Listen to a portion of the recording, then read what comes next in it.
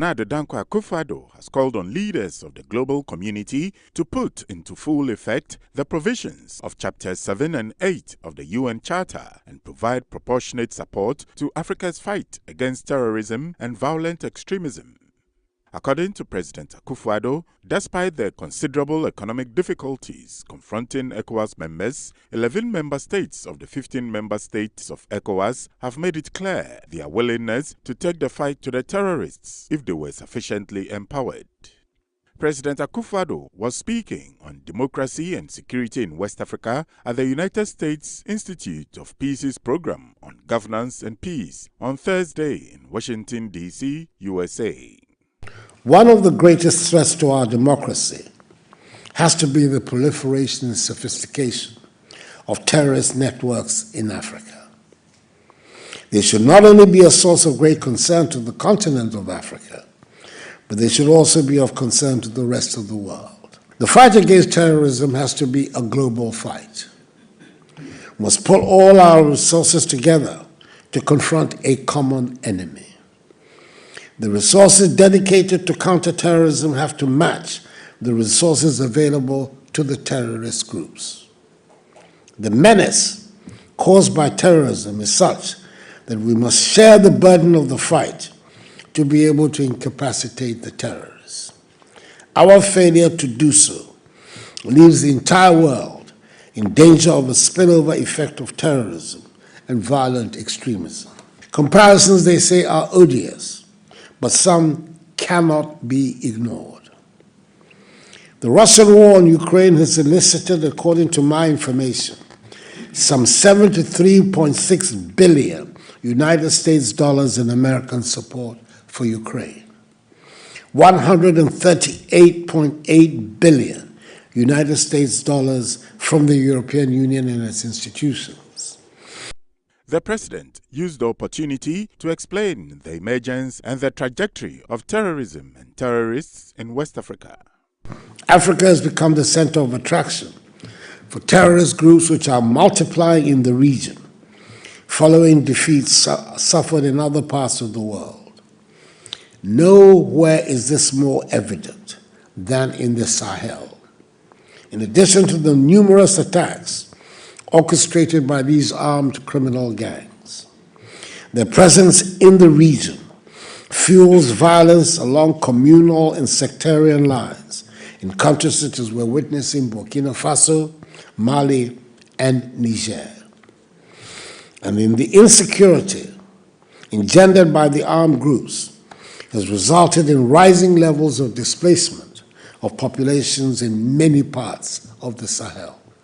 The terrorists, as we all know, were chased out of the Middle East and Afghanistan before taking refuge in Muammar Gaddafi's Libya, from where they fled across the Sahara to find refuge in northern Mali after Gaddafi's downfall. They have spread their pernicious influence eastwards and southwards, with the coastal states of West Africa their ultimate destination. They can be chased out of West Africa and the Sahel too. Foreign troops would not have to be involved. West African troops can do the job. Citing the rising levels of displacement of populations in many parts of the Sahel due to the insecurity engendered by the armed groups, President Akufo-Addo, who has been a two-term chairman of ECOWAS, said Africa has become the center of attraction for terrorist groups which are multiplying in the region following defeats suffered in other parts of the world. Unfortunately, the disproportionate impact of the COVID-19 pandemic on developing countries has left many countries and regional bodies, particularly in the Sahel, in very dire economic situations. This has compounded the challenges we face in the mobilization of resources to fight terrorists in our backyards. This is the time we must therefore insist that the provisions of Chapters 7 and 8 of the UN Charter are put into full effect to help provide the support required to defeat terrorism and violent extremism. It is certainly not the time for the Security Council to be downplaying its commitments in the area. Some pro-New Patriotic Party youth groups in the Tamale metropolis in the northern region have touted the achievements of Honorable Ken Agyapong, a presidential contender of the New Patriotic Party, debunking claims of tribal sentiments in his campaign. Addressing a press conference in Tamale on Wednesday, the coordinator of the groups, Mr. Rafik Ankuma, emphasized that the Atsin Central Member of Parliament has done a lot to transform the northern region and beyond economically, socially and culturally, and called on the electorate to disregard his detractors. Attention has been drawn to a press conference organized by a group calling itself the Northern Forum for MPP, during which they made factual false statements, which when left unattended to, will mislead the good people of the North. At that said press conference, this previously unknown group mischievously twisted and otherwise unifying statements made by Honorable Kennedy Agyapong for what can best be described as political expedience. Unfortunately, as this group sought to tarnish the hard-earned reputation of Honorable Kennedy Agyapong, its members failed to realize that he has done far more to help our fellow Northerners more than any other politician who hail from this part of our country. The group noted that Ghana needs an incorruptible leader like Honorable Kennedy Agyapong to leverage the nation from the current economic challenges. Kennedy Agyapong donated 1,000 kilovolts ampere generator to the Tamale Teaching Hospital. During the erratic power supply in the country, popularly known as Dumso, this gesture was shown to the whole of the North, as the TTH is the third largest healthcare delivery center in the country. Doctors were resorting to torchlight as the only available means to carry on theater operations. Today, people who parade themselves to love Northerners more than anyone else, I ask, where were they?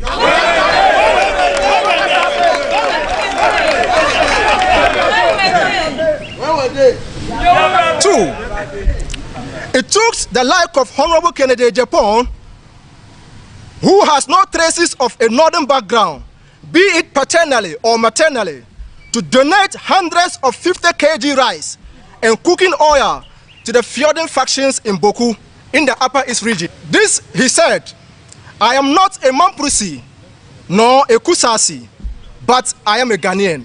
Wow. What a good leader. I cannot allow innocent lives to perish out of hunger as a result of a riot. Again, ladies and gentlemen, I ask, where were they? Until Honorable Kennedy Agyapong's visit to the Upper West, the Wa Regional Library, all its electricity service providers, to a tune of 70,000 Ghana cedis. The only regional library that serves the educational needs of the people goes 8 decades of debt paid by Honorable Kennedy Agyapong. Ladies and gentlemen, where were they? A man who has provided free airtime in one of his media outlets, NET2 television, to propagate and educate Muslims the teachings of Islam, a religious body with dominance in the northern region. How could such a person hate Northerners?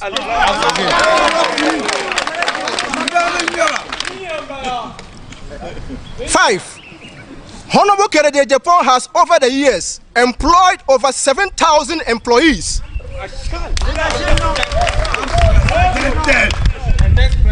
Ladies and gentlemen, under his group of companies, in which over 1,000 employees are of northern descent.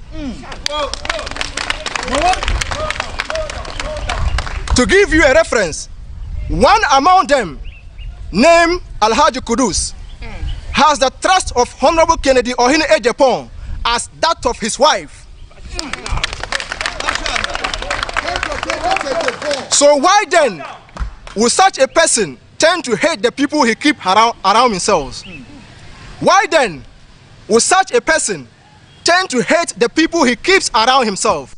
He affirmed the avowed support of the youth in the area in support of the political aspirations of Honorable Ken Agyapong and pledged to work tirelessly to victory. And Ohene Agyapong is on record with his northern industrialization agenda to transform the lives of the people. Because of this proposed agenda, the Asin Central MP and MPP presidential hopeful has sustained criticism from the certain quarters, but he's undeterred and has gone so far to state that whether or not he received the nomination, he plans to build factories in the north. Wow. One can conclude that comments made in the conference were itself tribalistic. It is nothing but cheap propaganda and deceptive. We want to use this medium to let the Honorable Member of Parliament for Asin Central to know that Northerners are not ingrates, and we will never turn our back against him in any day.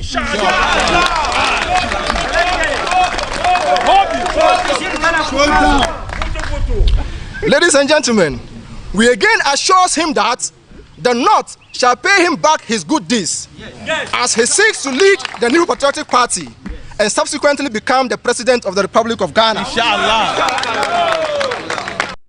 Meanwhile, all is set for the Kencity Media edition of the Health Walk, dubbed the Showdown Walk, on Saturday, 14th October 2023, which is intended to galvanize support for Honorable Ken Agyapong in the Western Regional Capital and beyond. This will be the third in the series after the mammoth edition at Medina in Accra and the massive turnout in Kumasi in the Ashanti Regional Capital. Supporters of the Asin Central MP are expected to join him and his team in the fitness walk through the principal streets of the Kencity Media metropolis to drum support for the candidature of Mr. Agyapong.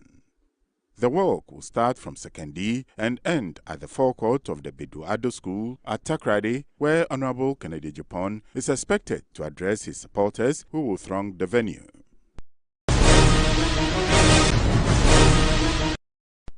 The ongoing spillage of the Akosombo Dam by the Volta River Authority (VRA) has taken a catastrophic turn as the move has become an environmental disaster for inhabitants and businesses in many communities in the downstream section of the dam's catchment area. The VRA initiated controlled spillage of the Akosombo and the Akpon dams on September 15, 2023 due to a consistent rise in water levels upstream of the Volta Dam, primarily caused by heavy rainfall. In recent days, this controlled spillage has intensified to address the persistently rising water levels, which posed a significant threat to the dams. As of October 10, 2023, the water level in the Volta Lake measured 276.65 feet, marking an increase in 0.22 feet compared to the previous day. The spill situation reached 2,547 cubic meters per second, while the turbine flow for power generation stood at 1,416 cubic meters per second. The expected total discharge was estimated at 3,986 cubic meters per second. Tragically, this spillage has led to catastrophic flooding in numerous fishing communities, displacing hundreds of residents. The affected areas can be found in settlements in the Sojaman district, which include Kokontekpeji, Abume, Kudikope, Ahimbrom, Jijokope, Mamakope, and many others. Residents in communities in the North, Central and South Tong districts and in the Anglo district of the Volta region are also counting their losses after the spillage of excess water. Numerous houses have been submerged and fish cages containing substantial quantities of fish have been swept away, with others resulting in the death of fish due to high turbidity and shock. At Kokontekpeji, 7 children have been reported injured. Several houses have collapsed and fish cages were carried away by the surging waters. This disaster highlights the urgent need for coordinated response and support for affected communities and emphasizes the importance of proactive communication and assistance from authorities. Many communities, private and even some state institutions affected by the floods blame the Volta River Authority for poor communication and preparedness, hence the devastation.